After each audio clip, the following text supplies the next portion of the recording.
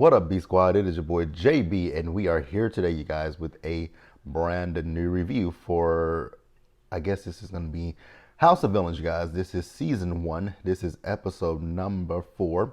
The episode is titled Dance with the Devil. Now, before we go ahead and get into this review, if you guys are watching this video or any other video on the channel and you guys aren't subscribed yet, then I need you guys to do me a solid favor and stop taking me on this date and then having me pay for it at the end of it. You guys know the routine. You can do me that favor by liking the video, subscribing to the channel, and turning on your post notifications. And with that out of the way, you guys, without further ado, let's go ahead and jump into this episode of House of Villains, shall we? All right, you guys, so this episode, we open up where we last left off. You guys remember in the last one, we got Johnny nominating the 3 people. So remember, it was Anfisa, Tiffany New York Pollard, as well as Bobby Lights, right?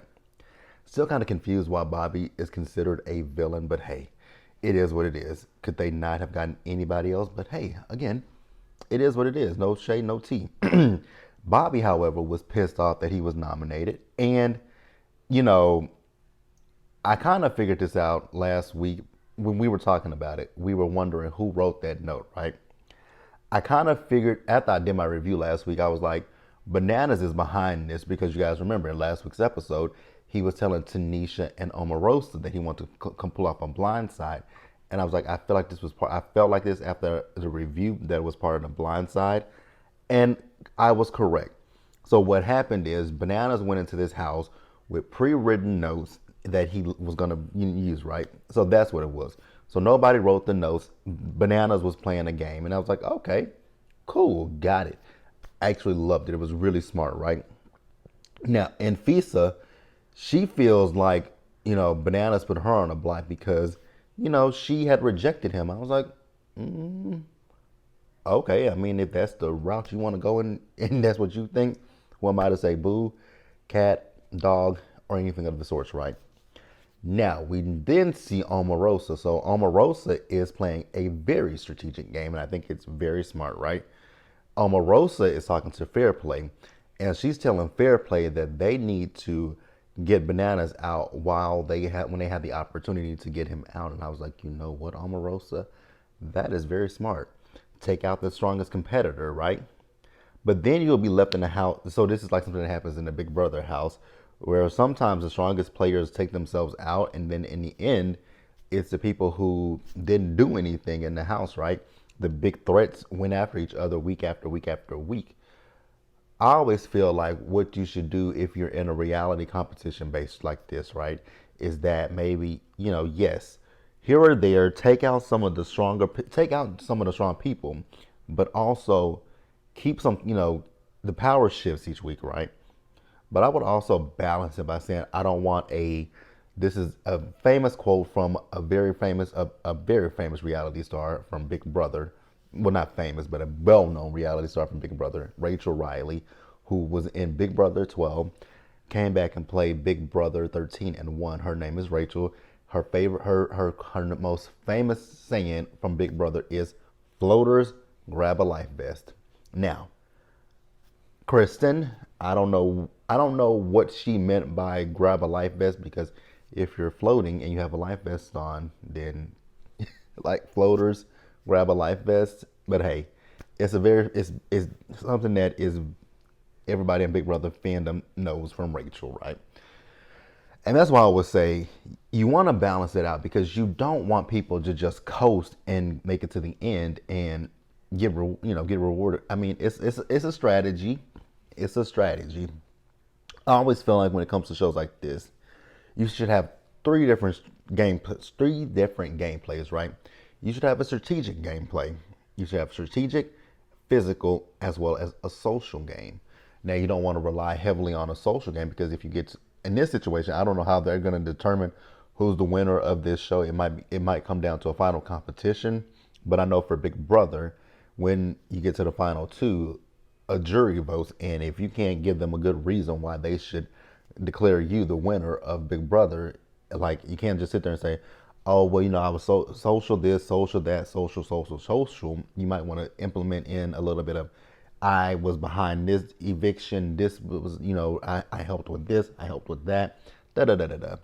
But yeah, I think what Omarosa is doing is kind of smart, but in the same respect, getting out Johnny at this point, you would be left with Tanisha, Bobby, and Shake, who I don't know if Shake knows what game he's playing or not, right? But you would be left with kind of, and Corinne. I really kind of want Corinne to go home, but that's just for me.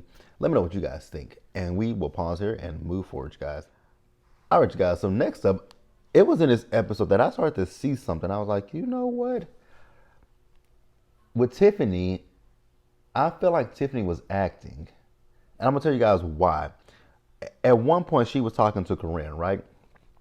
And she was like, where's Johnny? So Johnny was downstairs. And so she went downstairs and called Johnny a reptilian, some kind of reptile looking mother, right?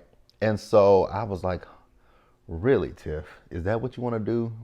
I mean, technically, Johnny doesn't have the vote he doesn't have a vote in this situation. So I got it, but wow, Tiff. I was like, okay, but hey, it is what it is.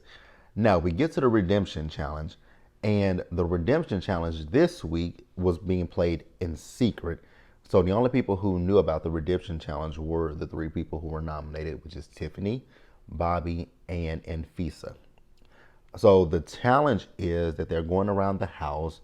They are getting the housemates to do certain things, for certain favors for them, or they're doing things to the housemates, right?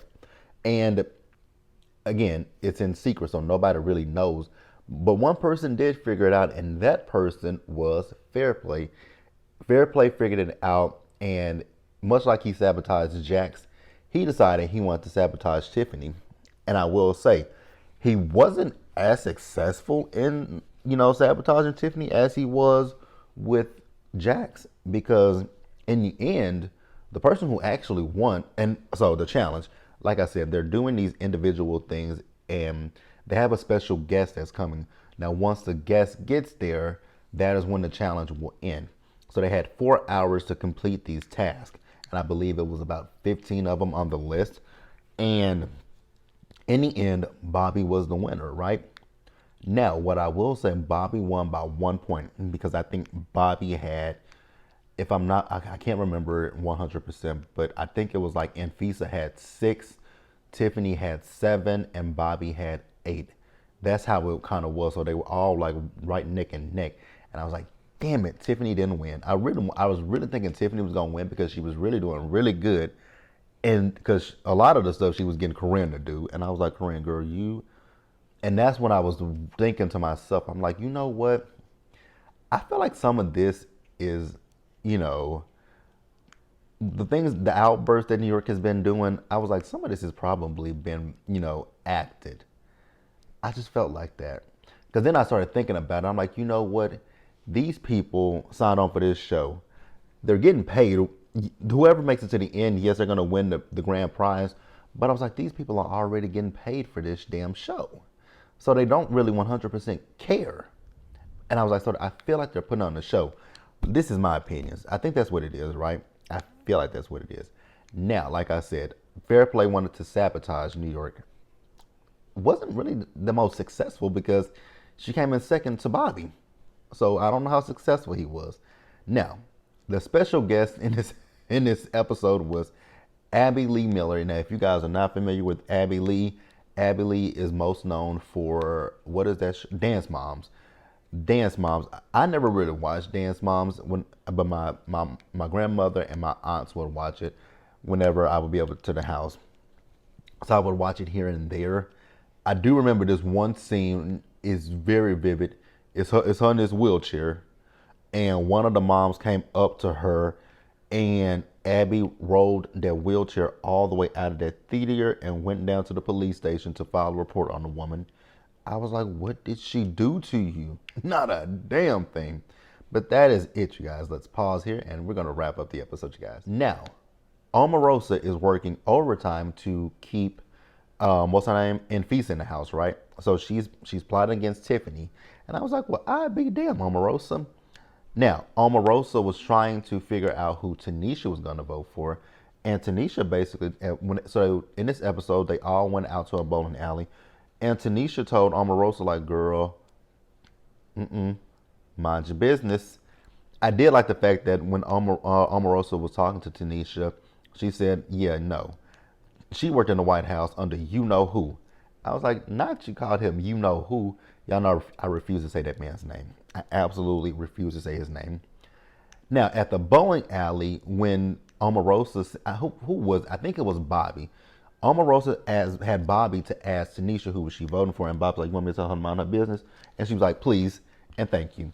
So Bobby did that, and Tiffany felt the way about it, and I was like, "Tiffany, why do you feel the way about this?" I was kind of confused why Tiffany felt the way about it. So Tanisha and Tiffany got into it, and this is once again where I was like, "Yeah, this is a little bit of acting on their parts."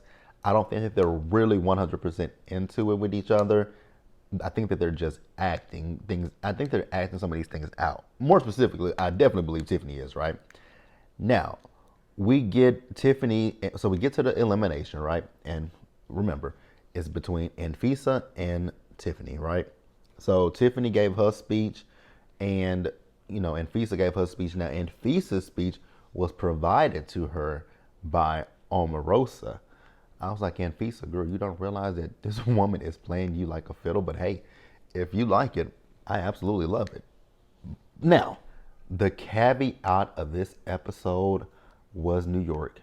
Again, I do believe that my girl Tiffany is acting, but I was here for it because she said something that a lot of people have thought about Omarosa. I know that Omarosa no longer, rocks with you know who. That is fine. Do we never really accepted you? I mean, I liked Omarosa when she was. I didn't watch The Celebrity Apprentice.